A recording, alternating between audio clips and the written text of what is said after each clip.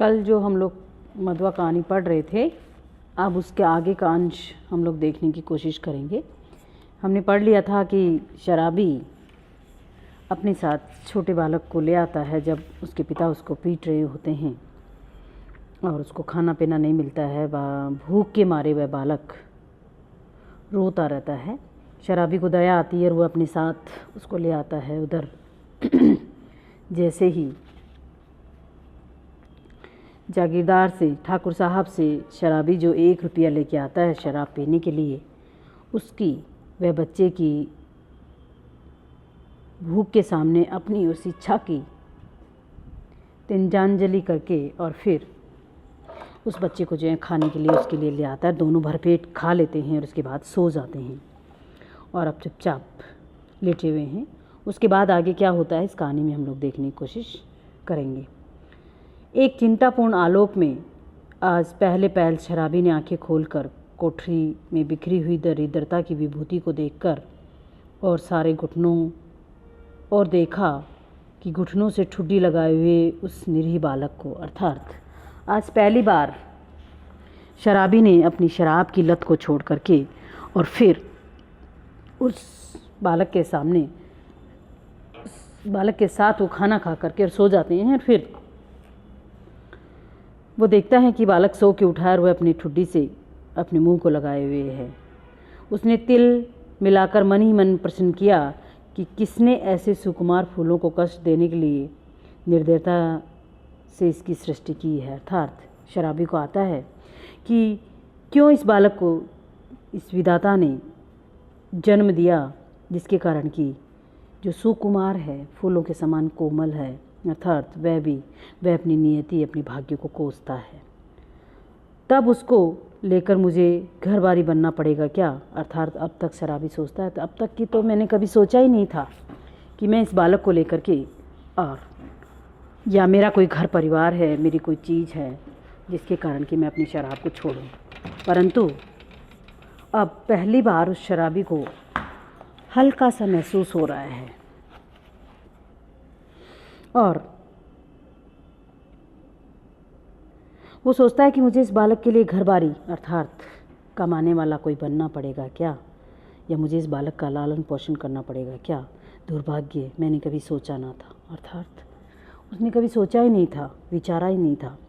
मेरी इतनी माया ममता जिस पर अब तक केवल बोतल का ही अधिकार था, इसका पक्ष लेने क्यों लगी है? इस छोटे से पाजी ने मेरे जीवन के लिए कौन सा इंद्रजाल रचने का बीड़ा उठाया है। तब क्या करूं? कोई काम करूं? कैसे दोनों का पेट चलेगा? नहीं, भागा दूं इसे, आँख तो खोले। अर्थात वह चुपचाप शराबी बैठा बैठा सोच रहा है, ऐसा विचार कर रहा है, क्योंकि वह बालक सोया हुआ है और उसके मन में तरह तरह के सवाल आ रहे हैं कि मैंने जिस दारू के लिए अब तक सिर्फ बोतल के लिए ही सब कुछ किया, अब उस बोतल के अधिकार पर जो है इस बालक का अधिकार हो जाएगा क्या? बालक अंगड़ाई ले रहा था, उठ बैठा। शराबी ने कहा, ले उठ, कुछ खा ले, अभी रात का बचा हुआ है और अपनी राह देख। तेरा नाम क्या है रे? बालक ने सहज हंसी में हंसकर कहा, मधुआ। भला हाथ मुँह भी न धोऊं, खाने लगूं, जाऊंगा कहाँ? आहा, कहाँ बताऊं इसे कि चला जाए, कह दूं कि भाड़ में जा, किंतु आज तक दुख की भट्टी में जलता ही तो रहा हूँ। वह चुपचाप घर से जल्लाकर सोचता हुआ निकला, ले पाजी, अब यहाँ लौटूंगा ही नहीं, तू ही रह इस कोठरी में। अर्थात शराबी सोचता है कि अब मैं वापस ही यहाँ पर नहीं लौटूंगा, तो चुपचाप ही वह बालक कहीं चला जाएगा। शराबी घर से निकला। गोमती किनारे पहुंचने पर उसे स्मरण हुआ कि वह कितनी ही बातें सोचता आ रहा था, पर कुछ भी सोच न सका। अर्थात अंतिम निर्णय वह कुछ भी नहीं कर सका है। हाथ मुँह धोने में लगा। उजली हुई धूप निकल आई थी। वह चुपचाप गोमती की धारा को देख रहा था।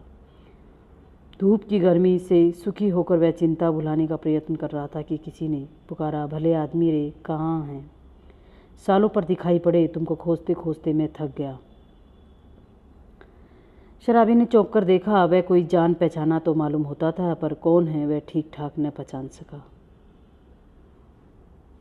फिर उसने कहा, तुम ही से कह रहा हूँ, सुनते हो, उठा ले जाओ अपनी शान धरने की कल, नहीं तो सड़क पर फेंक दूंगा।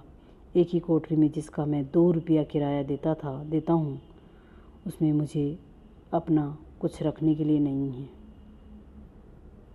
अर्थात जिस कोठरी का मैं 2 रुपया किराया देता था, वह कोठरी में तुम ही उस पर अधिकार जमाए हुए हो। अब मेरा कुछ भी नहीं रही यहाँ। ओहो राम जी, तुम हो भाई, मैं भूल गया था। तो चलो आज ही उसे उठा लाता हूँ। कहते हुए शराबी ने सोचा, अच्छी रही, उसी को बेचकर कुछ दिनों तक काम चलेगा। अर्थात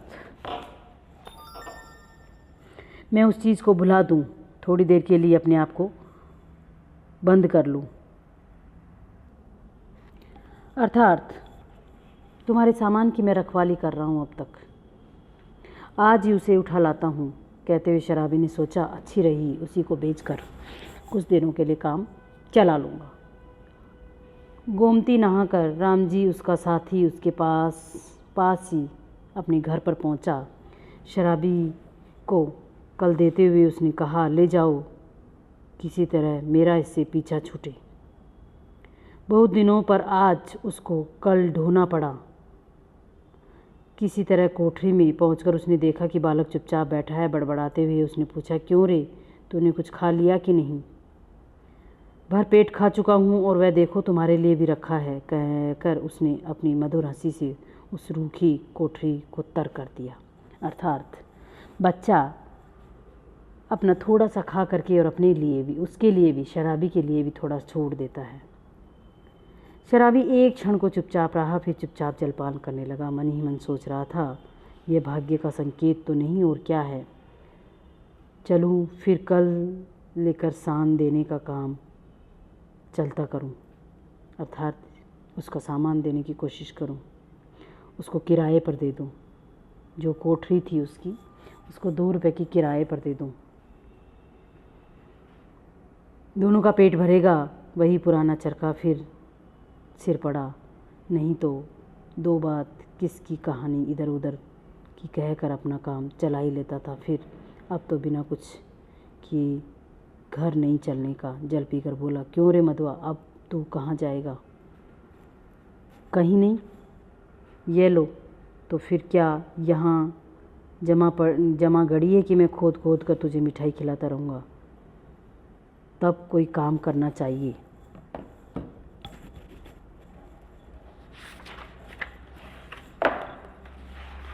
कौन? जो कहो। अच्छा, तो आज से मेरे साथ साथ घूमना पड़ेगा। ये कल तेरे लिए लाया हूँ। चल, आज से तुझे सान देना सिखाऊंगा। कहाँ रहूँगा इसका कुछ नहीं, पेड़ के नीचे रात बिता सकेगा ना? कहीं भी रह सकूँगा, पर उस ठाकुर की नौकरी न कर सकूँगा। शराबी ने एक बार स्थिर दृष्टि से उसे देखा। बालक की आंखें दृढ़ निश्चय की सौगंध खा रही थी। अर्थात वह बालक भी उस ठाकुर से आतताई हो चुका था, परेशान हो चुका था, क्योंकि वह उसको खाने के लिए नहीं देता था। तो बालक ने अपनी निर्मम दृष्टि से उसे बताने की ये कोशिश करी कि मैं आपके साथ काम कर लूँगा, आपके साथ कुछ भी करूँगा, पर मैं आपके साथ ही काम करूँगा। शराबी ने मन ही मन कहा, बैठे बिठाए यह हत्या कहाँ से लगी? अब तो शराब न पीने की भी मुझे सौगंध लेनी पड़ेगी। वह साथ ले जाने वाली वस्तुओं को बटोरने लगा। एक गट्ठर का और दूसरा कल का 2 बोझ हुए। शराबी ने पूछा, तू किसे उठाएगा? जिसे कहो। अच्छा, तेरा बाप जो मुझे पकड़ेगा तो? कोई नहीं पकड़ेगा। चलो भी, मेरे बाप मर गए। शराबी आश्चर्य से उसका मुंह देखता हुआ कल उठाकर खड़ा हो गया। बालक ने गांठरी ला दी और दोनों कोठरी छोड़कर चले गए, अर्थात उसको किराए पर दे के छोड़ के चले गए हैं। इस कहानी के माध्यम से हमें लेखक या साहित्यकार ये समझाने की कोशिश कर रहे हैं कि किस तरह से व्यक्ति उस अपनी भयानक आदत को, जो आसानी से नहीं छूट पाती है, को एक बालक की निर्मम दृष्टि या उसका कोमल चेहरा या उसका रोता हुआ मासूम चेहरा देख करके, और किस तरह से व्यक्ति बदल जाता है। और दूसरी तरफ वह बच्चा भी अपनी सहज स्वीकृति के साथ, जहाँ पर उसको लगा कि आसानी से खाने के लिए मिल जाता है और उसको सोने के लिए जगह मिल जाती है, तो उस व्यक्ति के साथ वो काम कर पाना ज़्यादा ठीक समझता है, बजाय अपने ही घर में भूखे रहने से ज़्यादा अच्छा वो समझता है। इसलिए लेखक ने समाज में उन तमाम लोगों के लिए एक मैसेज, एक उद्देश्य यहाँ पर छोड़ा है कि व्यक्ति अपनी गलत आदतों को, अपनी गलत आचरण को किस प्रकार से त्याग कर सकता है। और दूसरी चीज़ कि एक व्यक्ति जो हमेशा हमेशा के लिए बुरा है, बेकार है, जो गलत आदतों में पड़ा हुआ है, ऐसा नहीं है कि वो कभी अच्छा नहीं हो सकता, वह कभी ठीक रास्ते पर नहीं हो सकता। वह बशर्ते हो सकता है, और जब व्यक्ति का भीतरी मन जाग जाता है, जब उसकी भीतरी आत्मा अपने से सो कोमल आत्मा के साथ मिलन करती है, तो उसका उद्देश्य जीवन का बदल जाता है। इन्हीं अर्थों के साथ साथ लेखक ने इस कहानी में हमें ये बताने की कोशिश करी है। और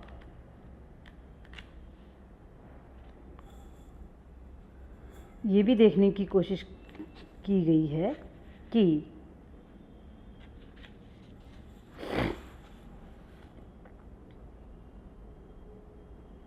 इस कहानी में यह व्यक्ति एक ऐसे अभावग्रस्त व्यक्ति की कहानी है कि जिसको शराब की गहरी लत पड़ गई है। वह कुछ काम धाम नहीं करता है, बस एक जमींदार के पास जाता है और उसे कहानी सुना सुनाकर उसका मनोरंजन कर करके और पैसा पाता है और उस शराब की पैसे पाता है और उस पैसे की वह शराब पी जाता है। वह व्यक्ति सामान्य व्यक्ति है बिल्कुल। वह जानता है कि जमींदार के समक्ष वह व्यक्ति झूठ बोल रहा है, उसको गलत ऐसे ही अनगणत कहानी सुना रहा है। और परंतु ये क्या है, मानव मन के एक शोषण का स्तर है। अर्थात वह अपने मनोरंजन के लिए किसी की जिंदगी चाहे किसी में भी बर्बाद हो रही हो, वह ध्यान नहीं देता है। इसीलिए मनुष्यता की रक्षा उसकी व्यक्तिगत आवश्यकताओं से बड़ी है। यहाँ प्रसाद जी ने एक शराबी की मानवीयता और जमींदार की असंवेदनशीलता का यहाँ पर चित्रण किया है। और एक भूखे बालक की भूख शराबी की ज़िंदगी कैसे बदल देता है। वह शराब को छोड़कर काम पर निकल जाता है और मेहनत से कमा करके खाने में गौरव का अनुभव करता है। इसलिए ये कहानी दो विपरीत मानसिकताओं को हमारे सामने एक साथ लाकर रूपायित करती है और यहाँ पर मानवीय संवेदनाओं की विजय होती है, जिसमें शराबी अपनी शराब को छोड़ करके और कमाने की ओर निकल जाता है। यही संदेश है, लेखक यही संदेश छोड़ता है हमारे सामने। तो ठीक है।